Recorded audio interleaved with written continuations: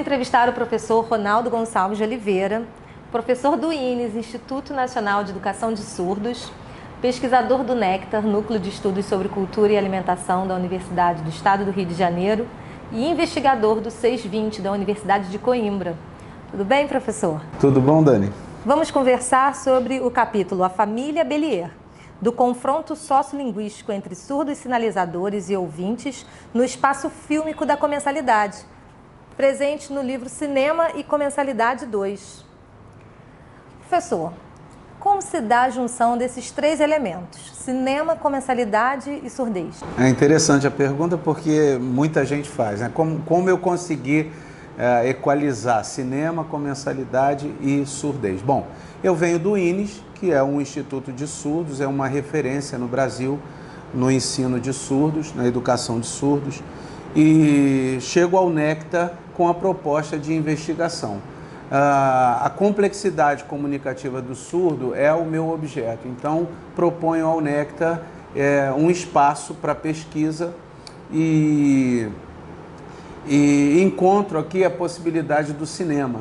Eu já tinha uma experiência com cinema, iniciei uma graduação, então já tinha uma familiaridade com o cinema e encontro no Néctar a possibilidade de olhar para o cinema e ver o meu objeto de pesquisa, que é a pessoa surda sinalizadora nas suas complexidades comunicativas.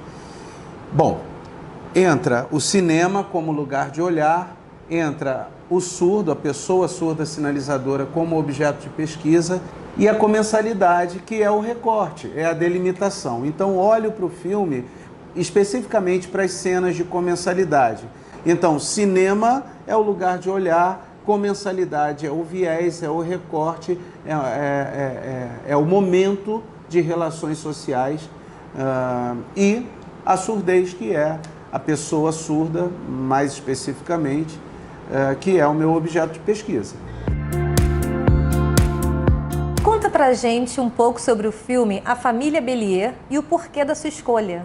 Bom, A Família Bélier é um filme muito interessante porque nos proporciona uma gama de possibilidades de olhar o nosso objeto em interação comunicativa com os outros grupos, o grupo de ouvintes e o grupo de surdos oralizados. Existe uma pergunta implícita no filme. É possível que uma família de surdos sinalizadores sobreviva no mundo sonoro sem intermediação?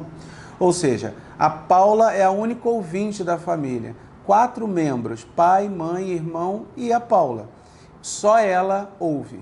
Os demais membros são surdos e sinalizam. Então a pergunta fica... A Paula o tempo inteiro está fazendo a mediação. Ela resolve toda a problemática comunicativa estabelecida ali na cena, né? No decorrer do filme, ela se descobre com um potencial de voz muito interessante. E o maestro da escola incentiva para que ela faça uma audição no Conservatório de Música de Paris.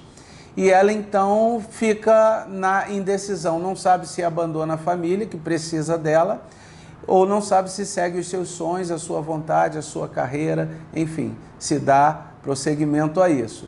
Professor, me fale agora sobre os conceitos trabalhados ao longo do texto. Bom, nós trabalhamos com 3 conceitos basicamente. O conceito de estigma, que vem do Goffman, e aí o conceito de estigma nos ajuda a entender como essa família constrói a imagem dela diante do grupo majoritário, que é o grupo de ouvintes. Trabalhamos com o conceito de memória, do Seabra. Então, esse conceito de memória nos serve para analisar todo esse movimento de militância que existe nos grupos culturais de surdos, sinalizadores, e compreender por que esse movimento está sendo realizado. Compreender algumas questões que se colocam hoje, por exemplo, na educação de surdos.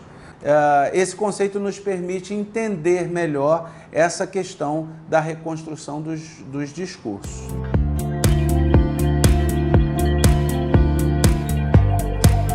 Parte de um movimento que é chamado de narratologia. A narratologia não se centra somente nas falas ou nas interações comunicativas do filme. cores, paleta de cores, escolha de cenários, o espaço fílmico, o espaço extrafílmico, os movimentos de câmera, se a câmera pega de cima para baixo, se pega de baixo para cima, se está de perfil, se está frontal, ou seja, tudo isso é considerado pela narratologia no cinema, porque tudo isso faz parte da narrativa. O Seabra cria a possibilidade de uma análise fílmica científica, que tem a validade na academia. Então, a partir da estrutura narrativa.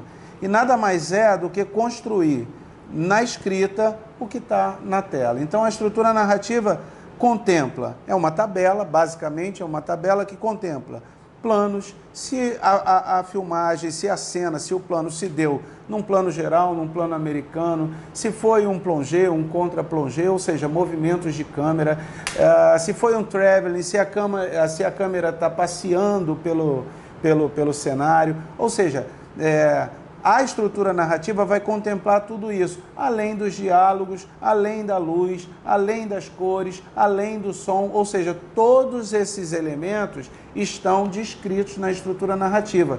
E quando eu produzo uma análise, eu preciso de um instrumento que me sirva de instrumento de consulta e de referenciação. Então, referencio a minha própria análise a partir dos planos. A estrutura narrativa descreve planos, cenas e sequências, que são as unidades fílmicas, né? E essas unidades estão descritas na estrutura narrativa. Isso é a parte metodológica da análise, né? É importante falar também da comensalidade na análise, porque a comensalidade é que proporciona todas as possibilidades que a gente tem de olhar para o objeto e de ver esse objeto em interação comunicativa com os outros elementos de outros grupos culturais. Eu olho especificamente para as mesas física e a virtual. A gente vai chamar de mesa virtual, porque, por exemplo, Dani, se eu estiver tomando um cafezinho sozinho, parei num bar e estou tomando um cafezinho, ou estou conversando com o atendente, ou estou conversando no WhatsApp, ou estou conversando no Facebook, enfim, de alguma forma, aquele alimento ali está me proporcionando uma interação, está me proporcionando uma relação social. Mas eu estou sozinho. Fisicamente não existe a mesa, mas existe uma mesa virtual ali, existe uma mesa simbólica. E é sobre essa mesa que eu estou falando, quando chamo de mesa virtual. A comensalidade, para nós, estabelece relações sociais, não só as boas relações, mas as conflituosas também. Então, a partir do momento em que o sujeito está tendo a comida como mediadora, ali está estabelecida a relação através da comida.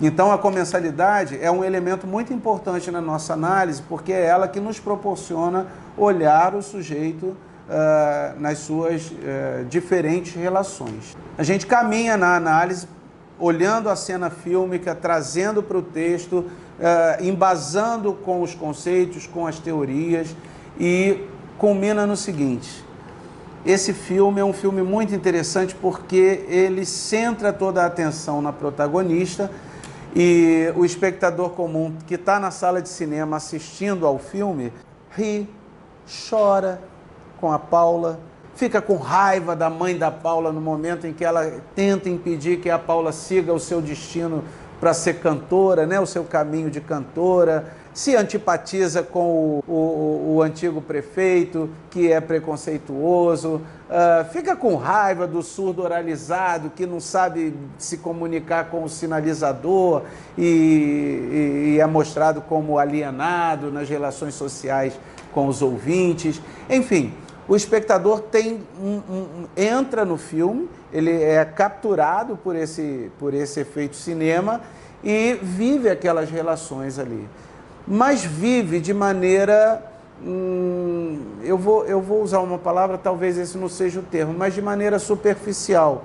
O analista vai entrar no filme com um outro olhar e vai perceber, por exemplo, que o filme atende à militância da sinalização.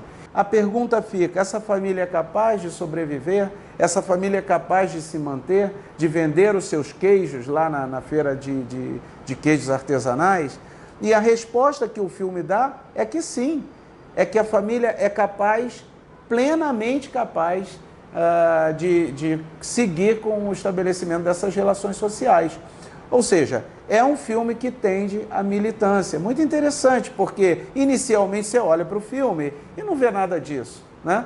Mas com todo o embasamento teórico e com o objeto de pesquisa muito presente no espaço da comensalidade, você consegue perceber que esse filme faz parte de um movimento de militância pela sinalização, indicando que a sinalização é o caminho para a educação de surdos, para o surdo no mundo, enfim, é um movimento de militância mesmo. Entendeu? Certo, muito obrigada. E essa nossa conversa nos inspira a ler o artigo. Leiam, vocês vão gostar. Muito obrigada. Obrigado, Dani.